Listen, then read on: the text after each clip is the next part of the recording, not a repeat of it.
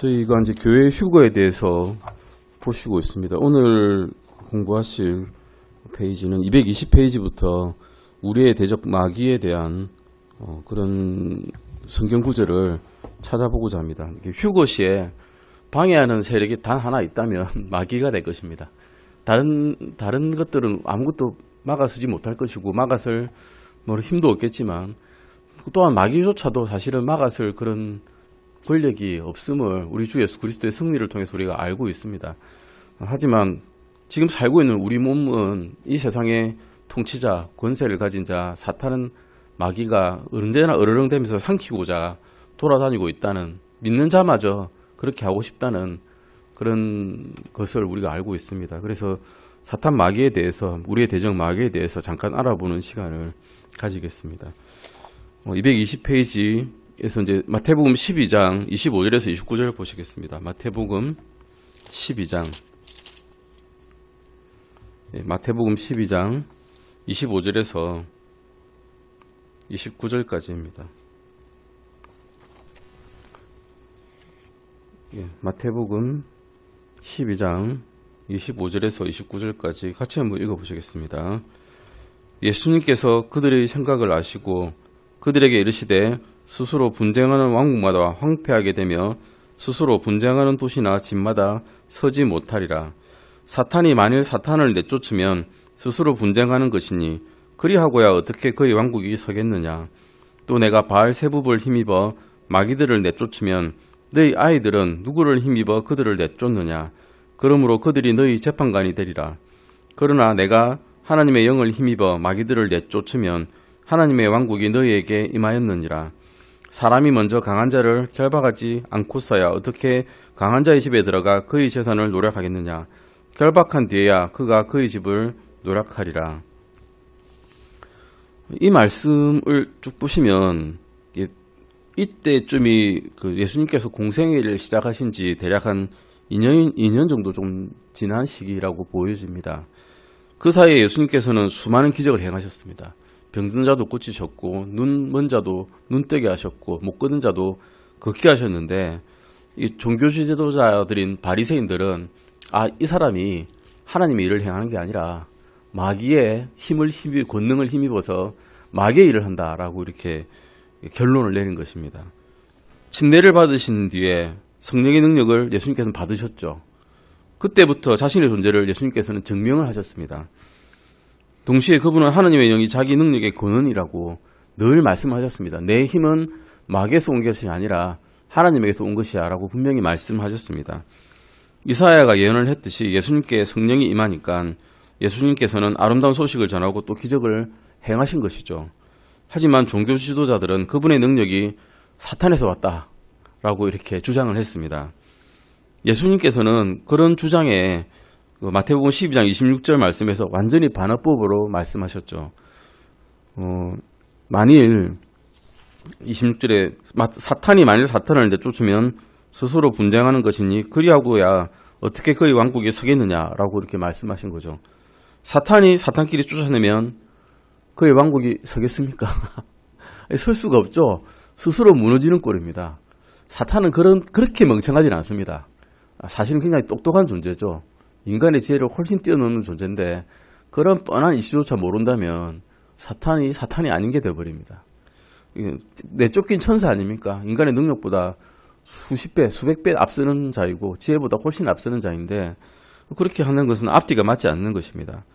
그런데 종교 지도자들은 예수님에 대한 시기 그리고 증오 때문에 이런 논리에 빠져버렸습니다. 이성적이지 못하고 또한 우스꽝스럽게 되어버린 거죠. 마태복음 12장 그 뒤에 있는 31절 32절 한번 보실까요? 31절과 32절입니다. 이것은 좀 사실 무서운 구절이고 우리가 오해하기 쉬운 구절이기도 합니다. 31절 32절입니다. 같이 읽으시겠습니다. 그러므로 내가 너희에게 이르노니 온갖 종류의 죄와 신성모독은 사람들이 용서받되 성령님을 대적하여 신성모독하는 것은 사람들이 용서받지 못하고 또 누구든지 말로 사람의 아들을 대적하면 그는 용서받되 누구든지 말로 성령님을 대적하면 이 세상에서나 오는 세상에서나 그는 용서받지 못하리라. 이 무서운 말이죠. 이 말을 넘어지는 사람도 사실 많습니다. 그러면 구원받은 사람도 넘어질 수 있나요? 라고 물어보는 사람도 생길 수 있는 거죠. 하지만 이것은 진정 구원받은 사람이 할 수 있는 말은 아니죠. 사실은. 구원받지 못한 사람이 이렇게 그 말씀만 듣고 일시적으로 말씀의 빛을 잠깐 봤다가 곧바로 돌아서서 넘어질 때 하는 말입니다. 사실은. 그래서 구원받은 사람은 한 번 구원은 영원한 구원이라는 것은 절대 무너지지 않는 교리이고 진리입니다. 그러니까 성령님의 능력을 받아서 그리스도의 신성을 증명하는 기적을 사탄이 일으켰다고 이 바리새인들처럼 결론을 내려버리면 성령님을 거역하는 가망 없는 상태가 빠집니다. 종교 지도자들은 이런 일을 했다는 것이죠. 이 시대에. 문맥 속에서 이 구절을 살펴보면 바리새인들이 예수 그리스도께서 마귀나 불결한 영을 지녔다고 고소를 하고 있는 것입니다. 바리새인들은 예수님께서 눈멀고 기머거리가 된 사람으로부터 마귀들을 쫓아낸 것을 분명히 보았습니다. 그런데 그들은 이 기적을 행하시는 예수님께서 마귀의 통치자인 바알세붑은 바알의 아들, 악령의 왕자, 또 사탄 또는 블레셋의 신들을 가리키는 말입니다. 블레셋 지방에서 숨기는 우상이죠. 그를 힘입어서 마귀의 권능으로 그 기적을 행했다라고 고소를 했던 것이죠. 여기서 나오는 강한 자란 것이 있습니다. 강한 자를 먼저 결박해야 그의 집에 들어가 재산을 노력할 수 있다라고 예수님께서는 비유를 들어서 말씀하셨는데 이 강한 자는 사탄이고 이 세상의 신입니다. 그러므로 그 강한 자의 재산은 뭘까요? 그가 갖고 있는 사람들입니다. 사실 사탄의 아들이었죠. 우리는 뱀의 자식들이었다라고 분명히 예수님께서 정의를 하셨습니다. 예수님을 믿기 전까지 너희는 뱀의 자식이고 마귀의 자식이라고 말씀하셨거든요. 구원받기 전에 우리는 뱀의 자식이고 사탄의 자식이고 마귀의 자식들이었습니다. 그런데 그의 재산을 노력하여 가시는 분은 누구실까요? 예수님이십니다. 예수님께서는 휴거시 때에 눈 깜빡할 사이에 이 마귀로부터 우리를 빼앗아서 믿는 사람을 빼앗아서 하늘로 가지고 가버리실 것입니다. 고린도후서 4장 4절 보시겠습니다. 고린도후서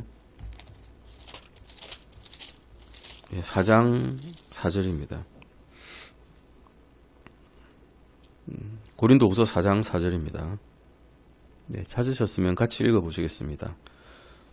그들 속에서 이 세상의 신이 믿지 않는 자들의 마음을 가려 하나님의 형상이신 그리스도의 영광스러운 복음의 빛이 그들에게 비치지 못하게 하였느니라.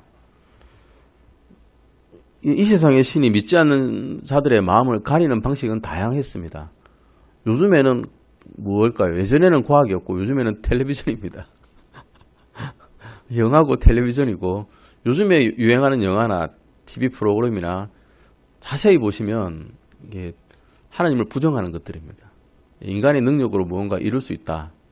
인간의 선으로 무언가 할 수 있다라고 말하는 그런 인본주의적인 소설이라든가 영화라든가 뭐 이런 것들로 현혹하고 또 눈앞에 보이는 관능적인 영상으로서 우리를 이렇게 잡아뜨리는 거죠. 이런 것들이 영광선의 복음의 빛이 들어올 시간조차 이제 없게 합니다. 예전에는 생각을 할 시간은 그래도 있었는데 이제 눈앞에서 하도 빨리빨리 지나가니까 생각할 시간도 못하게 해서 그리스도에 대해서 빛을 자체를 이제 보지 못하게 하는 것이죠. 휴대폰도 우리 365일 1시간도 빠지지 않고 보면서 저도 사실 뭐 일하는 시간 빼놓고는 휴대폰을 보는 것 같습니다. 거기가 근데 좋은 앱도 있죠. 킵 바이블도 있습니다. 킵 바이블 보는 시간이 별로 안 되더라고요. 근데 킵 바이블을 보고 있다가 어느 순간 보면 네이버를 보고 있어요. 빠져버려요. 딴 데로. 딴 길로 막 세기 쉽게 만들어 놓은 것 같습니다. 성경은 이걸로 봐야 됩니다.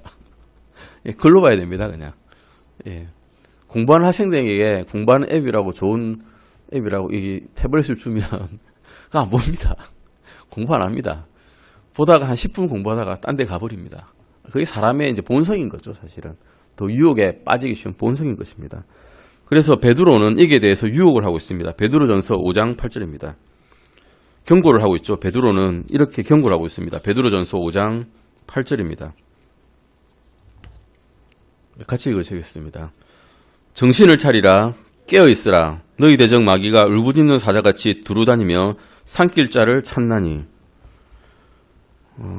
깨어 있어라라고 합니다.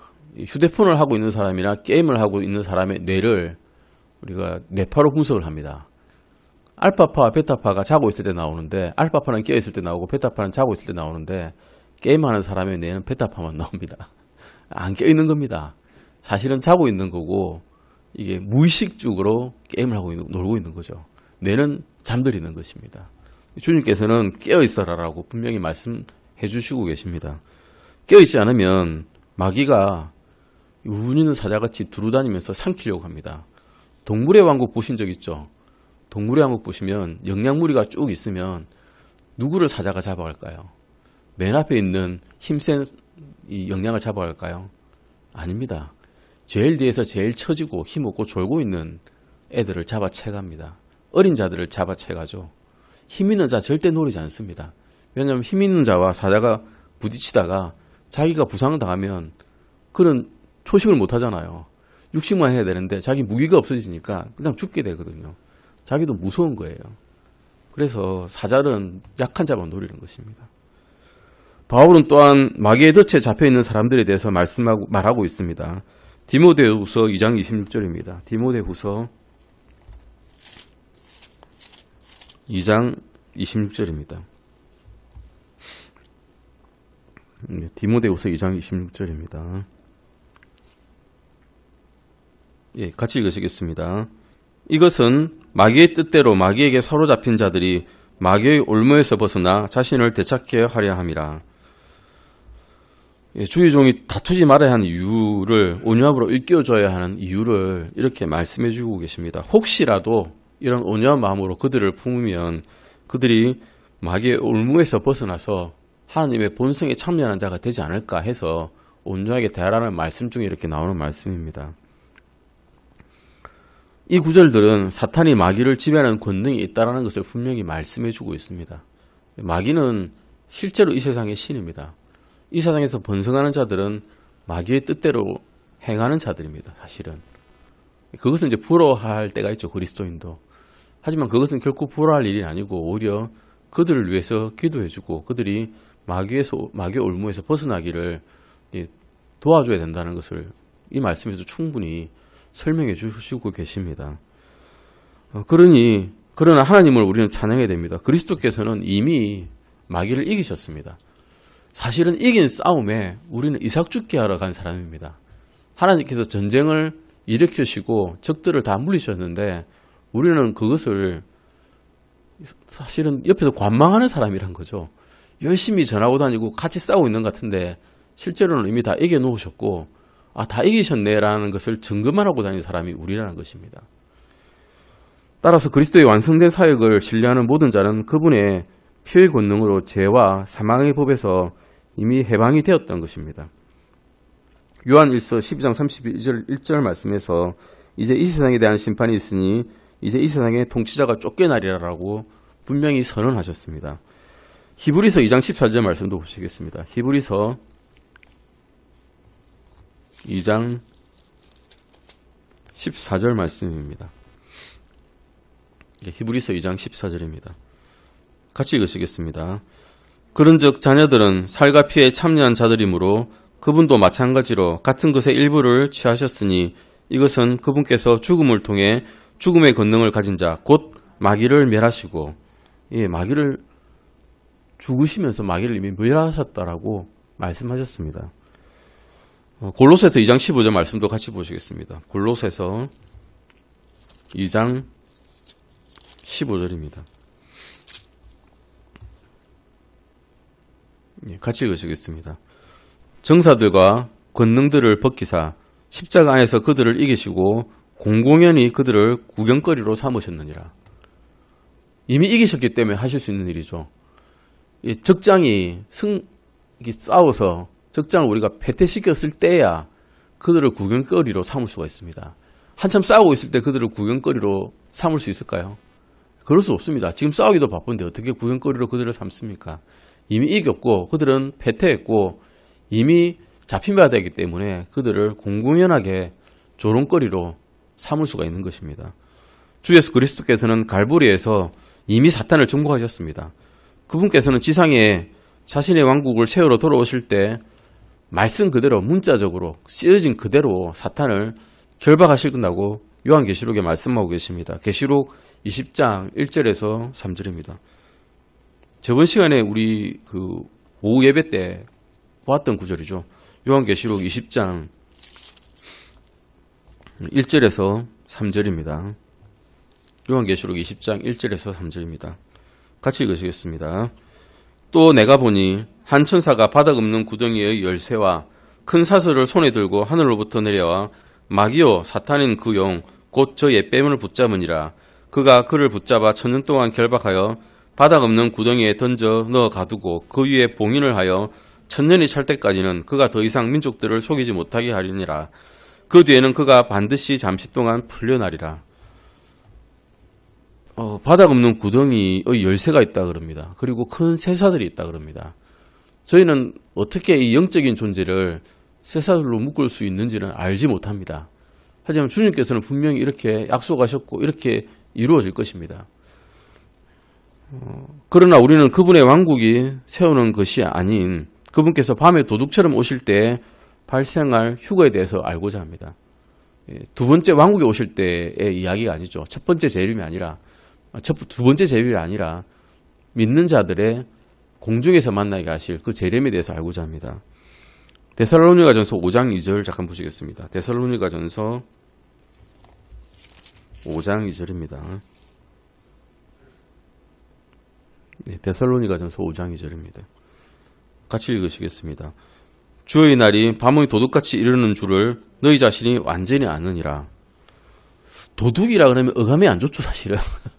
주의 날이 도둑같이 이르다니. 이런 성경에 이렇게 표현하셔도 되나 싶을 정도인데, 도둑은 어떤 존재인가 하면 어떤 사람의 소중한 것을 훔치는 존재입니다. 이 세상에 사탄이 소중히 여기는 것, 소중히 여긴다면 좀 그렇지만 무엇일까요? 사람들이죠. 믿는 자들은 어쨌든 뺏어내고 싶어하는 존재입니다. 이것을 절대로 뺏기지 않고 싶어하는 거죠. 이 세상의 신인 사탄은. 그것을 주님께서 밤에 도둑처럼 오신다 그럽니다. 도둑은 공공연히 알려놓고 옵니까? 예고하지 않습니다.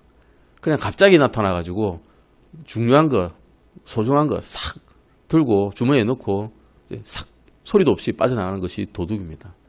이 날은 이렇게 오실 거라는 거죠. 그때는 세상 사람들에게 알려지지 않고 믿는 자들에게만 알려지게 나타날 것입니다. 예수님께서는 또한 두 명의 도둑들 사이에서 십자가에 못 박힌 사실을 아실 것입니다. 강도라고도 하고 도둑이라고 되어 있는데 영어로는 thief라고 되어 있습니다. 강도도 thief고 도둑도 thief입니다. 그냥 도둑 강도 그냥 훔쳐가는 자들은 다 thief라고 하고 있습니다. 병사들이 겟세마네 동산으로 그분을 잡기 위해서 또 갔다는 것도 아실 것입니다. 예수님께서는 그들에게 이렇게 말씀하셨습니다. 마가복음 14장 48절 보시겠습니다. 마가복음 14장 41절입니다. 마가복음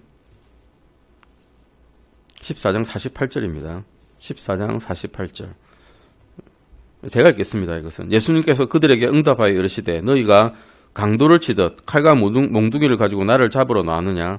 여기서 영어로는 그냥 thief입니다. as against a thief 해가지고 강도를 치듯이 예수님을 이 세상 사람들은 강도로 여겼다는 거죠. 이 세상의 신은 예수님을 뭐로 느끼는가 하면 강도로 느낍니다. 내 것들을 가지고 가네. 사탄이 내 자식들을, 내 마귀의 자식들을 내가 죽어서 불못에 같이 데리고 갈 이 자식들을 데리고 가네 라고 생각하는 거죠. 그래서 그 시대에도 로마인들은 강도를 치듯이 칼과 몽둥이를 들고 예수님을 잡으러 갔습니다. 아무런 죄도 짓지 않은 분을 말입니다. 그분께서는 자신의 몸인 교회를 데리고 가시기 위해 돌아오실 때 그분은 구원받지 못한 자들이 전혀 예상하지 못한 채 오실 것입니다. 즉 가장 예기치 못한 시간에 집안에 있는 가장 좋은 것을 훔치는 도둑들이 그렇게 하듯이 말입니다. 주님께서는 몸을 낚아채시는 분으로 무덤을 강탈하는 자로 오실 것입니다. 그리고 마귀가 유다서 9절에 있는 것처럼 다시 방해를 하려고 할지라도 모세의 몸을 미카엘이 가지러 갈 때 방해하려고 했던 것처럼 방해를 하고 싶어도 그때는 할 수가 없을 것입니다. 주 예수 그리스도께서 하시는 거룩한 사명을 절대로 마귀는 방해할 수 없다는 것입니다. 우리는 데살로니가전서 4장 16절에서 17절에서 데살로니가 교회에 바울은 이렇게 썼다는 것을 알고 있습니다. 데살로니가전서 4장 16절 17절 보시겠습니다. 데살로니가전서 4장 16절 17절입니다. 데살로니가전서 4장 16절 17절입니다. 같이 읽으시겠습니다. 주께서 호령과 천사장의 음성과 하나님의 나팔 소리와 함께 친히 하늘로부터 내려오시리니 그리스도 안에서 죽은 자들이 먼저 일어나고 그 뒤에 살아서 남아있는 우리가 그들과 함께 구름들 속으로 채어 올라가 공중에서 주를 만나리라. 그리하여 우리가 항상 주와 함께 있으리라. 아멘. 그리스도 안에 죽은 자들이 먼저 일어난다고 분명히 말씀하고 있습니다. 이 구절은 나팔이 첫 번째 울려 퍼질 때 죽은 자들이 먼저 일어날 것이다 라는 것을 말씀하고 있고요. 모든 믿는 자들의 무덤들이 이제 열립니다. 그리고 그들의 새로운 몸들, 주님의 몸과 같은 부활된 영광스러운 몸들, 벽을 통과하는 몸, 먹을 수 있는 몸, 느낄 수 있는 몸, 만질 수 있는 몸이, 영광스러운 몸이 깨어서 일어날 때 먼저 주님께서 기다리시는 구름들 속으로 올라간다는 것을 우리가 보았습니다. 그리고 나서 나팔이 다시 울려 퍼질 때, 두 번째 나팔이죠. 마지막 나팔 때, 그러면 모든 살아있는 성도들의 몸이 눈 깜빡할 사이에 새로운 영광스러운 몸으로 일어날 것입니다. 엘리야가 들려 올라갔듯이 그렇게 살아있는 채로 죽음을 보지 않고 주님께로 들려 올라간다는 것이죠. 이것이 하나님의 말씀에서 발견되는 가장 위대한 약속들 중에 하나입니다. 이것은 우리의 영적인 가족들을 하늘에서 다시 만날 것을 말하고 있는 것입니다. 우리가 지금 보지 못하고 있는, 멀리 떨어져서 보지 못하는, 그리고 거리 때문에도 그렇고 병들어서 이제 떠난 분들, 그리고 하나님을 믿고 떠났다고 알고 있는 12사도들, 그리고 바울도 그렇고 하나님의 말씀을 잘 알았던 수학자 파스칼이라든가 이런 사람들의 하나님을 굳건하게 믿었던 아나베티스트들을 하늘로 들려 올라가서 그 자리에서 다 만나게 될 것이라는 것을 영광스러운 약속을 해주시고 계십니다. 우리는 이것이 구원받지 못하는 사랑하는 자들과 마지막으로 이별하는 날임을 알고 있기 때문에 우리는 그들을 예수 그리스도로 인도하기 위해서 애써야 된다는 것이죠. 결국 한 가족의 죄는 저희 가족 같으면 어머니, 아버지, 저희 두 자매죠. 남매니까 저는 누나와 동생, 이런 또 우리 삼촌, 외삼촌, 다 이렇게 같이 만나야 가족이 즐겁게 상봉할 수 있는 거지. 그 중에 하나라도 빠졌으면 마음이 아플 것이고 주님께서 눈물을 씻어 주실 때까지는 그것을 계속 기억하면서 하늘나라에서도 눈물을 흘릴 것입니다. 우리는 기도와 눈물로 우리의 가족들이 하늘에서 다시 결합하는 이러한 영광스러운 만남을 가질 수 있도록 노력을 해야 됩니다. 우리는 예수님 안에서 잠들어 있는 사랑하는 자들에 대해서는 전혀 슬퍼할 필요가 없습니다. 데살로니가전서 4장 13절 14절에서 이렇게 위로의 말씀을 하고 있습니다. 데살로니가전서 4장 13절과 14절 말씀입니다. 같이 읽으시겠습니다. 그러나 형제들아, 잠자는 자들에 관하여 너희가 모르기를 내가 원치 아니하노니 이것은 너희가 아무 소망 없는 다른 사람들 같이 슬퍼하지 아니하게 하려 함이라. 우리가 예수님께서 죽으셨다가 다시 일어나셨음을 믿을진데 그와 같이 예수님 안에서 잠자는 자들도 하나님께서 그분과 함께 데려오시리라. 물론 우리가 사랑하는 분이 떠나가셨을 때 마음속에 슬픔이 있는 것은 사실입니다. 장례식에 가더라도 슬퍼하지만 그것은 소망이 있는 슬픔입니다. 그분이 주님 안에서 돌아가셨다는 말입니다. 하지만 주님 안에서 돌아가신 것이 아님을 우리가 알면서 그 장례식에 갈 때는 이제 소망이 없는 것이죠. 그분에 대한.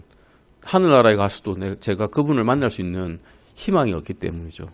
그래서 이 시기에 아직 그분께서 살아계실 때 말씀을 전하고 그분께서 돌아오기를, 주님께로 돌아오기를 기도해야 되는 것입니다.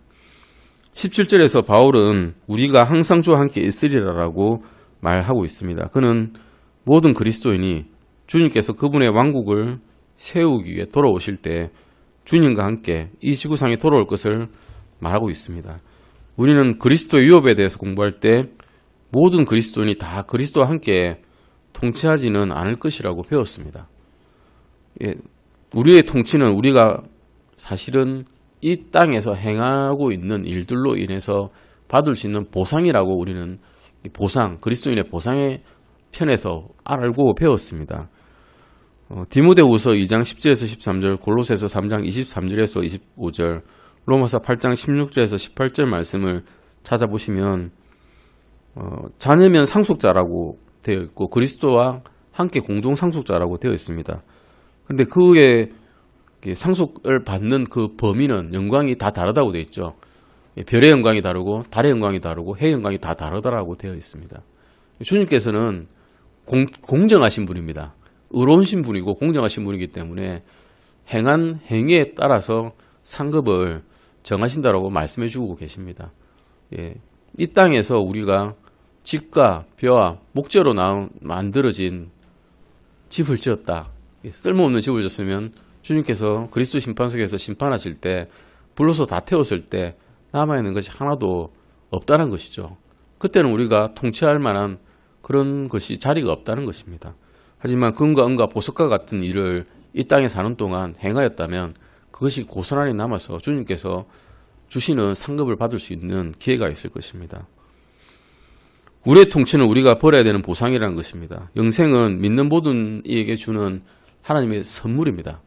은혜고 선물입니다. 선물을 할 때 우리는 선물을 받을 때나 선물을 할 때 우리가 그 준 사람에게 보상을 해야 됩니까? 누가 우리에게 뭔가 주었습니다. 이건 선물이야, 기프트야 해서 주었는데 감사합니다 하고 받으면 됩니다. 감사합니다 하고 받으면 그만이고 내가 이걸 받았으니 뭔가 다시 보상을 해야 되는데 하고 머릿속으로 꼼꼼하게 또 생각하고 고민해야 되지는 않죠. 그냥 선물로 주셨으니 말입니다.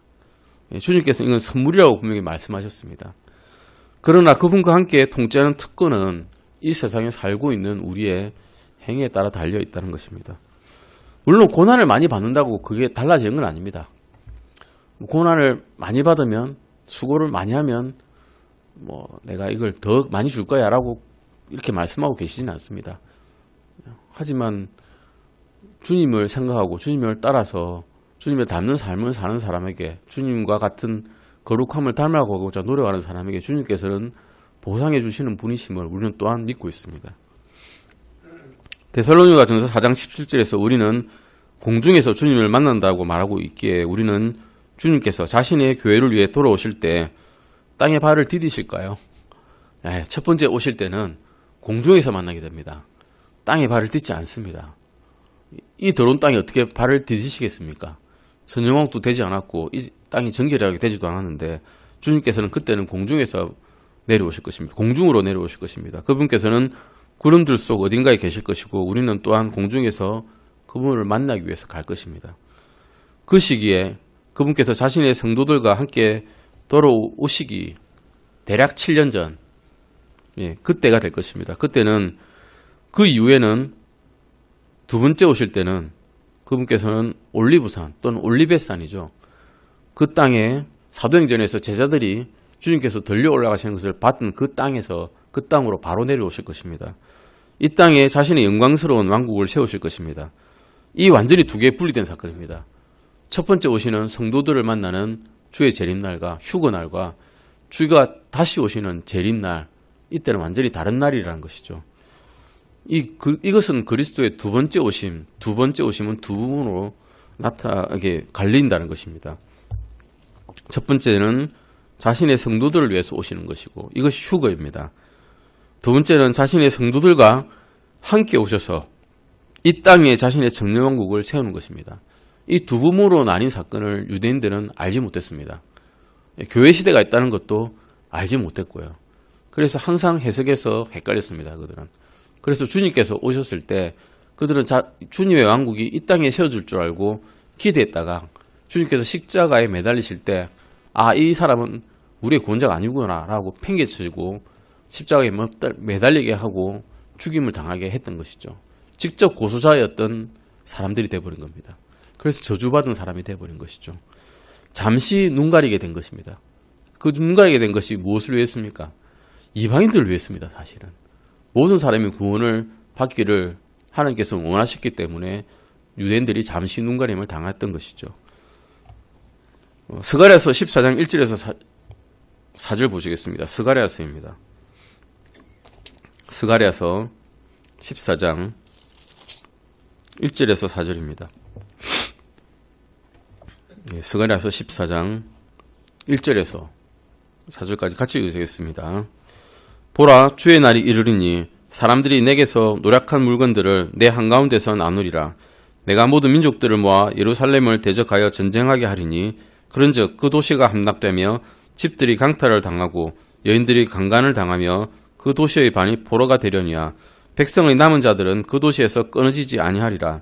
그때에 주께서 나아가사 그 민족들과 싸우시되 전에 전쟁의 날에 싸우신 것 같이 하시리라.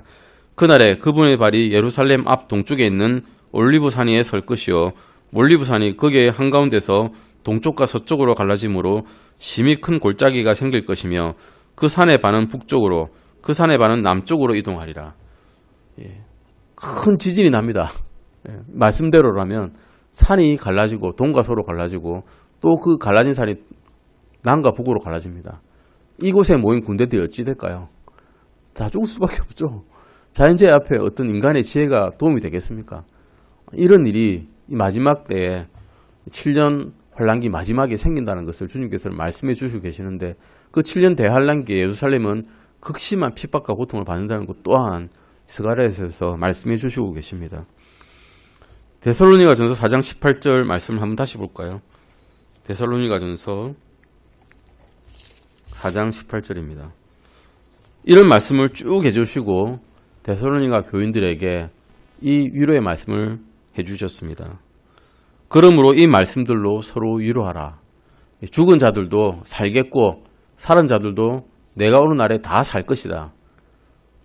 이 말씀으로 서로 위로하라는 것입니다. 이 땅에서는 너희가 고통당하고 핍박당하고 병들고 괴롭고 사람들에게 따돌림 당하고 있지만 결국에는 너희가 승리자가 될 것이고 나와 함께 통치하는 자들이 될 것이다 라는 이 말씀들로 서로 위로하라고 위안해 주고 계십니다. 이 말씀들은 구원받은 사랑하는 자들을 이런 믿은 자들에게도 또 큰 위로의 말씀이 됩니다. 이미 돌아가신 분인데 주 안에서 돌아가신 분이라면 정말 위로가 되죠. 이 낡은 세상에서 어렵게 살아가는 또 그리스도인들 또한 위로하시고 계십니다. 또한 고통받고 죽어가는 또 구원받은 백성들 또한 이 말씀으로 위로받을 수 있습니다. 이 말씀 위에 가하면 믿는 자로 하여금 구속자의 우리 구원자의 돌아오심을 사모하게 하며 또 그로 인해 왕관을 얻게 합니다. 디모데후서 4장 8절입니다. 디모데후서 4장 8절입니다. 같이 읽으시겠습니다. 디모데후서 4장 8절입니다. 이후로는 나를 위하여 의의 관이 예비되어 있나니 주 곧 의로우신 심판자께서 그날에 그것을 내게 주실 것이요 내게만 아니라 그분의 나타나심을 사랑하는 모든 자들에게도 주시리라. 아멘. 이 말씀은 위로의 말씀이기도 하지만 지금 살아오고 이 땅에서 살아가고 있는 우리에게 주님이 돌아오실 때 주님 맞을 준비가 되었느냐라는 질문도 됩니다. 너희는 정말 주님께서 돌아오시기를 삼하고 있느냐라고 질문을 던지십니다. 너희가 지금 나보다 재물을 더 사랑하지 않느냐? 너희 자식을 더 사랑하고 있지 않느냐? 이 땅에서 너가 갖고 있는 것들을 더 사랑하지 않느냐라고 질문을 하고 계십니다. 최소한 왕관을 받으려면 주님이 다시 돌아오심을 사모해야 된다는 것이죠. 그러려면 지금도 우리는 마음과 영으로 준비를 해야 됩니다. 이 말씀들을 우리가 위로를 가져두는 말입니다. 진정한 위로를 가져두는 세상의 책은 딱 한 가지밖에 없습니다. 이 성경이죠. 그 중에서 하나님의 말씀이 영원히 보존된 이 킹 제임스 바이블이 우리에게 특히 위로가 됩니다. 몰몬경은 우리에게 위로가 되지 못하죠. 몰몬경 우리가 보지도 않습니다. 있는지도 잘 모르는데 몰몬은 성경을 많이 변개시켰습니다. 자신에게 유리한 방향으로 변개시켜서 일부 다처제를 가능하게 한 사람입니다. 실제로 몰몬 교도들은 일부 다처제입니다. 그들은 사실 불쌍합니다. 구원의 어떤 위로도 얻지 못하고 그들의 자식들은 세력을 얻지 못한 자식들은 세상으로 뿔뿔이 흩어져 나가서 복음을 전한다면서 그 검은 가방 하나 메고 다니면서 모문경찰하고 있습니다. 어떤 위로도 없이 말입니다. 탈무드는 지혜의 말씀입니다. 유대인이 썼죠. 사람의 말이고 어떤 우화와 어떤 세상의 지혜를 담고 있는 말입니다. 실제로 저도 읽어봤는데 정말 지혜로운 말입니다. 하지만 위로는 없습니다. 이 세상에 사는 방식은 잘 말해주고 있지만 위로를 가져다 주지는 못합니다. 탈무드를 열심히 읽고 딸딸 외운다고 해서 그가 하늘에 가게 될지 안 될지는 알 수 없습니다. 가톨릭 교도도 사실 제가 가톨릭 병원에 몸담고 있기 때문에 굉장히 안타까워합니다. 정말 훌륭하신 분들이 많거든요. 순수한 분들이 많습니다.